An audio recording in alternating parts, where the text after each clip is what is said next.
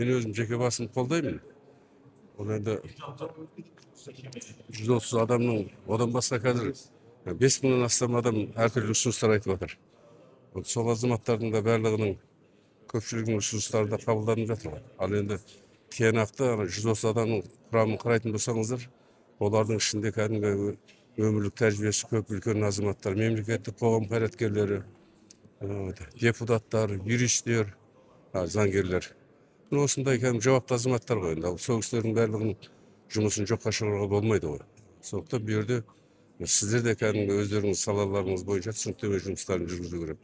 Жалпы осы конституция арқылы, ол конституция біздің ең негізгі үлкен ата заңымыз.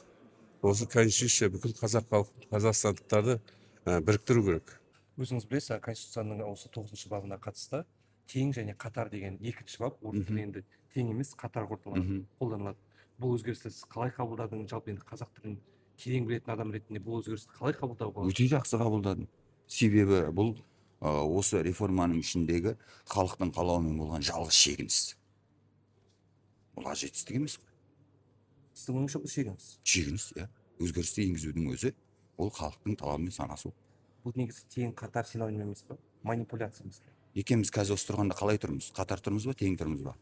Тең тұрған жоқпыз. Сіз сұрақ алушысыз, мен жауап берушімін. Қатар тұрмыз бірақ. Түсінесіз ба? Қатар былай да қатар болуы мүмкін. Түймеде қатар тұруы мүмкін. Бірақ тең тұрғанмен есептелінбейді, түсінесіз ба?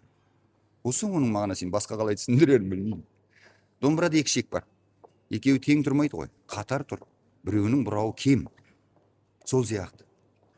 Түсіне білген адамға тең сөзі мен қатар сөзінің арасында айырмашылық бар.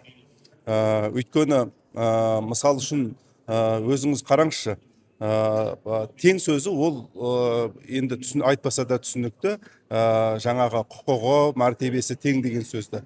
Ал енді мысал үшін мысалдап айтқанның өзінде екі хан да тұруы мүмкін, қара да тұруы мүмкін, сарбаз да тұруы мүмкін, олар бір қатарда тұруы мүмкін. Бірақ олардың статусы, құқығы бірдей емес қой. Сол секілді ол мемлекеттік тілдің мәртебесі 9-шы баптың 1-ші тармағында кәдімгідей нақты жазылған.